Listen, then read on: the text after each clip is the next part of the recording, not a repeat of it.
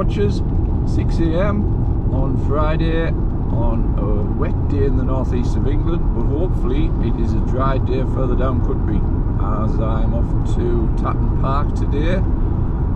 But first stop this morning, the reason I'm on the road a bit earlier is because in the boot we have a Still 7 series which is getting sold, and it is getting dropped off en route at Weatherby Services, and I am meeting up with one of our subscribers, Mike, who knew I was selling a few mowers. He made an inquiry, and this was the one he's after. It's done a little bit of work, but it hasn't done a lot. It's I think it did got 2 7 series, and I think this one did about 3 or 4 months of work with a previous employee who was doing some work with it, but apart from that it hasn't done a lot of work. So you're getting pretty much an ex-demonstrator machine. I mean, even looking at the blade, I've never touched the blade's still quite sharp. So he's getting a good machine. One of his has gone down, so this will get him through the year, and it'll probably get him through next year, the year after. So he's getting a good machine, a good deal, because obviously it is second hand. So that is the plan. Weatherby Services, first stop, cup of coffee, drop the mower off, probably have a chat, and then on to Knutsford, south of Manchester, for a garden show. So that should be an interesting day.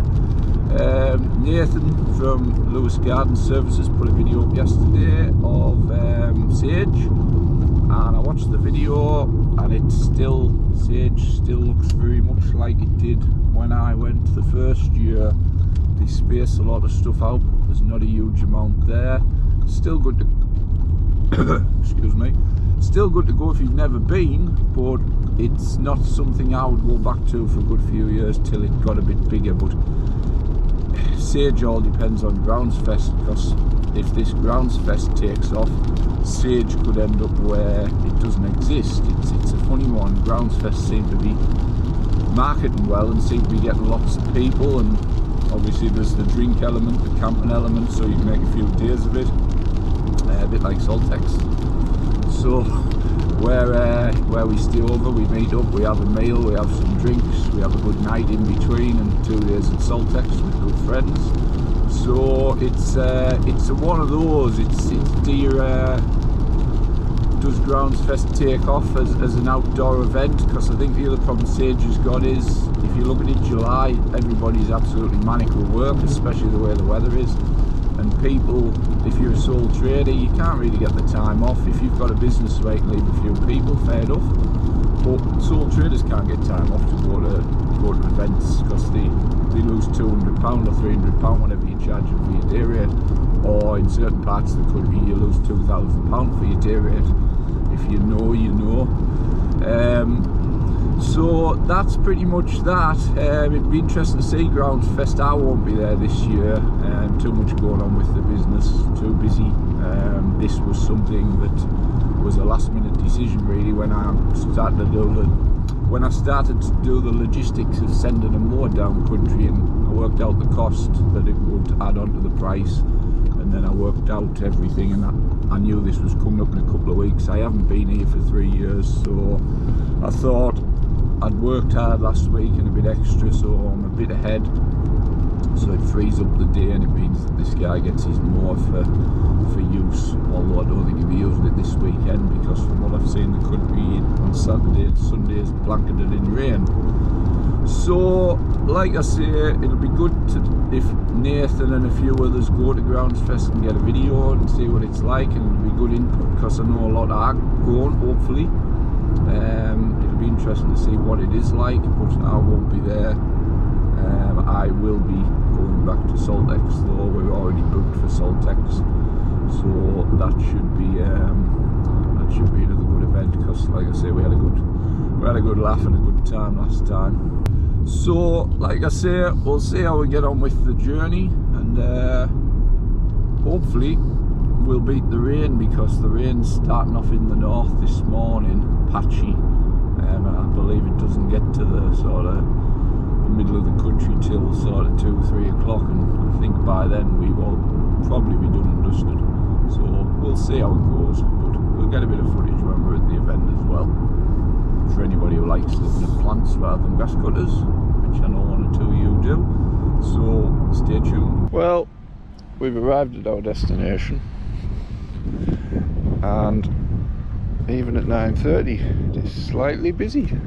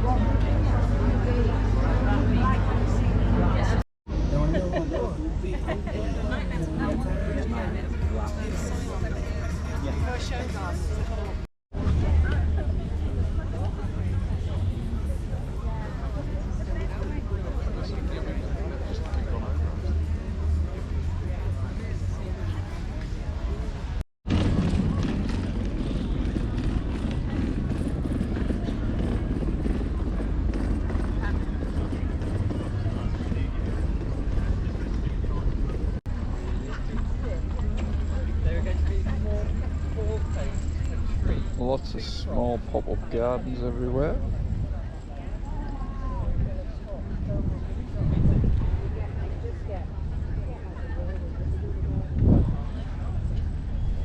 Bit of an allotment one.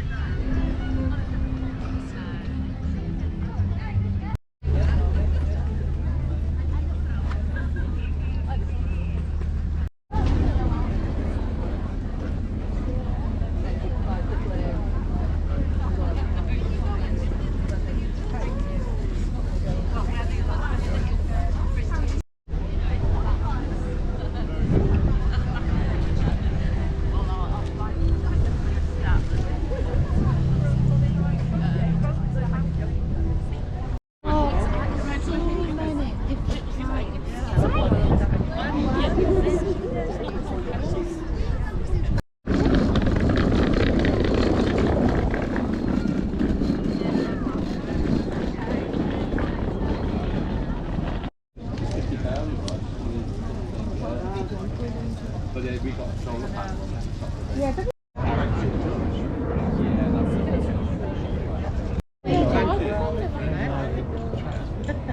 So you go to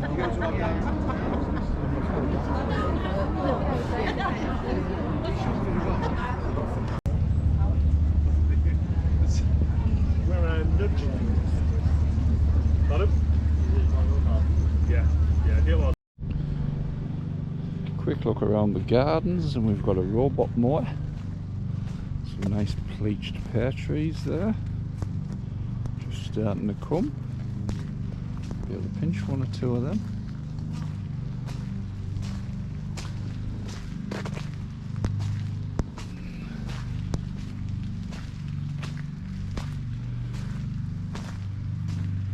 And while we've got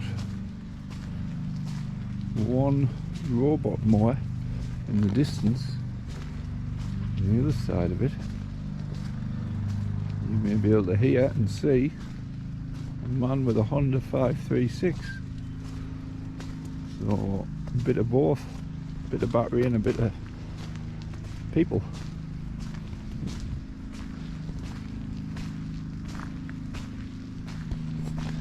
Have a look at this map. That's what we've got.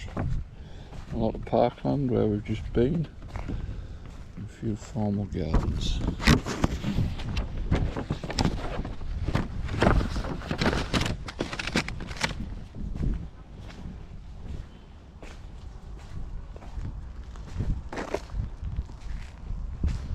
Kitchen garden.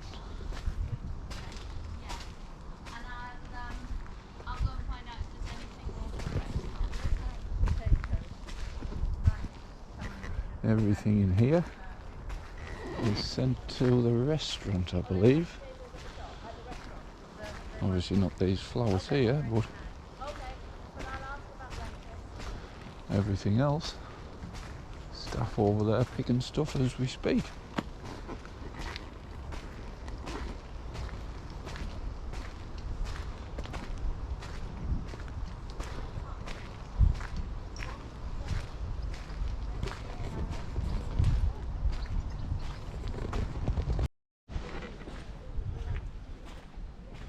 Pumpkins and rhubarb,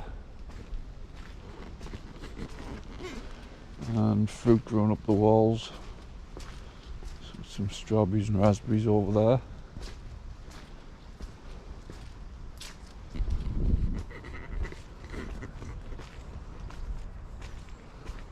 Imagine this keeps them going for the bulk of the year, the amount of stuff they grow in here. This is a massive site.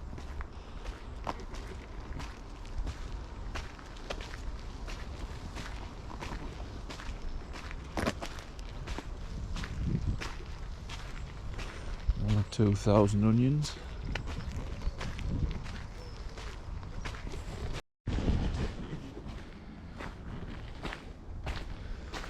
Plenty yew in here. That's a topiary.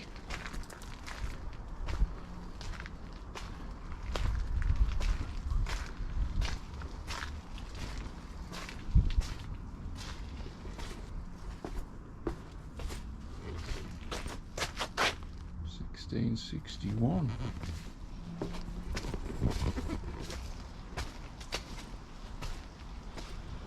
Into the rose garden.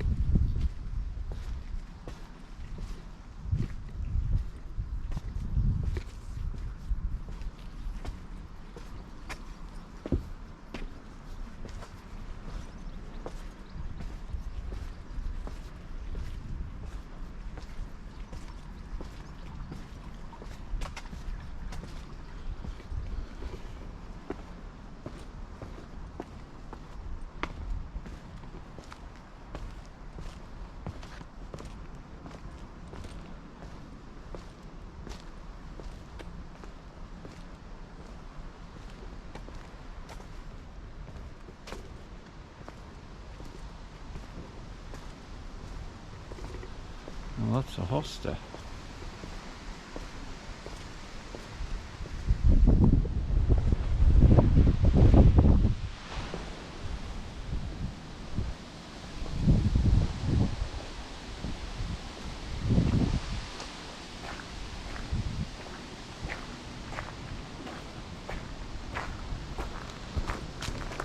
Looking at them dark clouds above, I ain't walking through the tree belt today.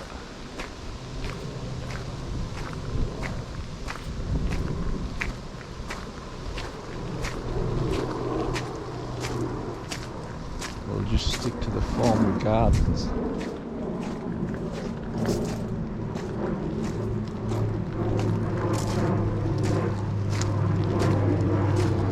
Mix of ferns and heathers on there. Looks as if it's just been planted, looking at that, I would suggest.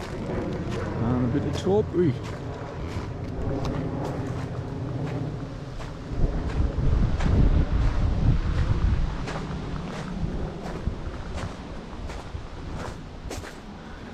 All of these a chance to be getting a prune over the next few weeks, I would think, before they get a bit straggly.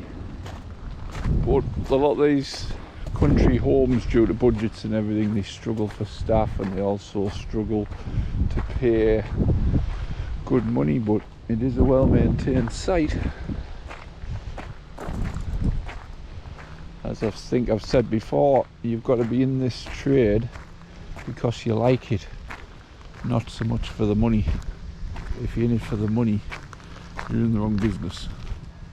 There is money to be made in it, don't get me wrong, and hopefully if my health keeps up, it will provide me with an income till I retire, with a bit of luck. This cherry tree there that's been pollarded over the years and come back like an umbrella.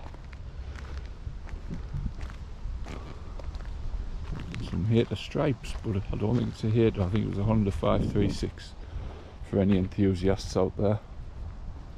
We should maybe go back round that way and have a look just to double check.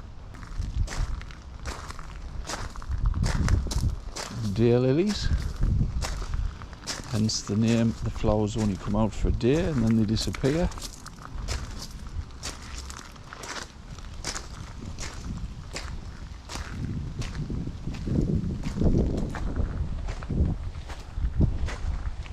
Let's have a look at some exotics. Oh, look.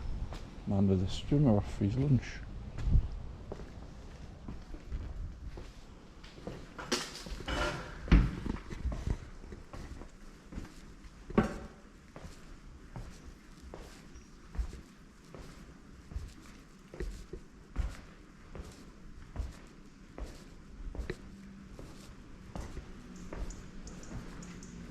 Not as warm as Q's house. Bit of formal bedding in the form of geraniums and stuff. Not a huge amount, which a lot of these gardens are going down, not a huge amount of bedding anymore.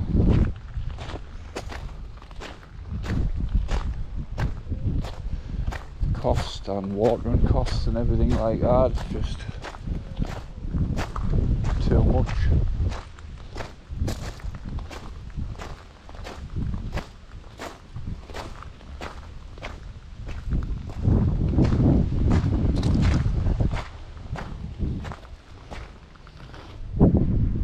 So you got your big house, and that is the view you've got.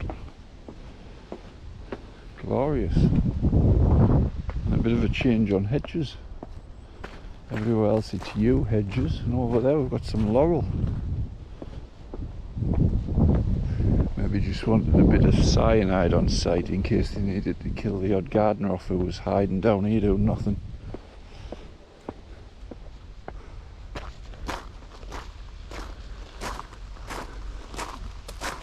And we've got begonia semps down here which do well in the dry.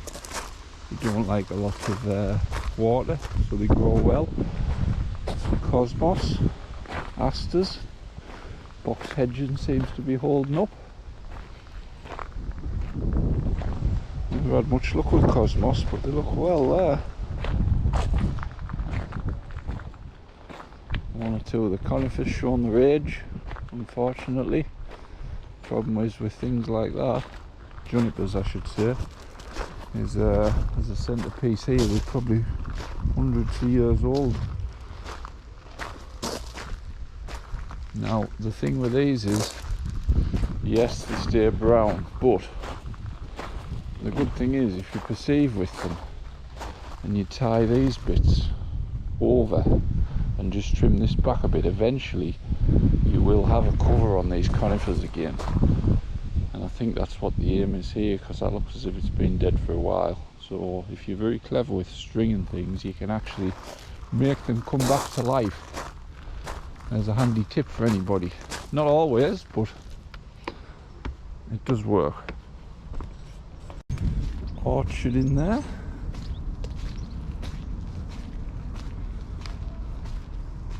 Some little bee huts as well. Bit of honey as well for the job.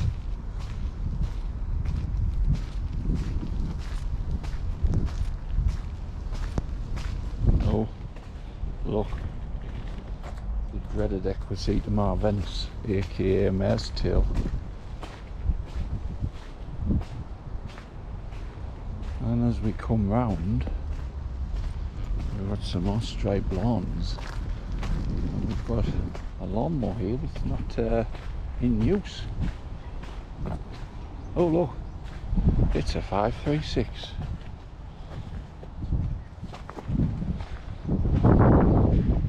Rear roller.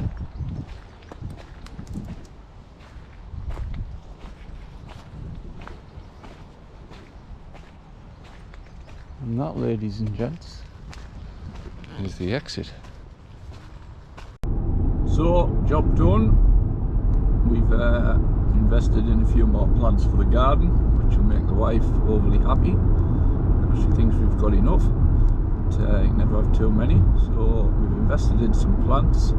The gardens there, like I said, look really well, look really tidy.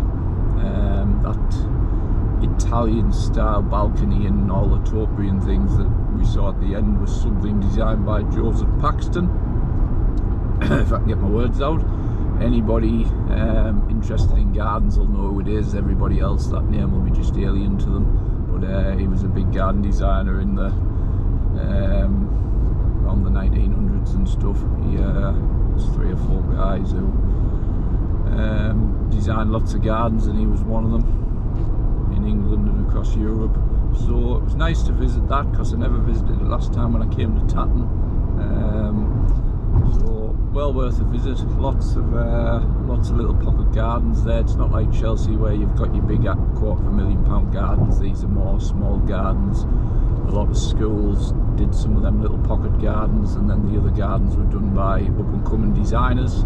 So what happens is, people can't afford to design at Chelsea, so what they do is they come to small spaces like this, design a little pocket garden, hope to get picked up, and then they get picked up by somebody who sponsors them and gives them a couple £100,000 to chuck about at Chelsea, and then they get a gold medal, and they turn into a top designer. That's usually how it works.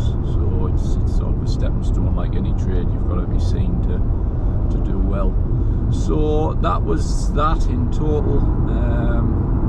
Good day out, enjoyed visiting the garden, and now it is the 2.5 hour journey back home, more or less. We're a bit lighter, so the mower went off without a hitch, so it's good to get that chopped off. Spent most of the money on plants, I think, but that's another story. So thanks for watching, and we will see you on the next one.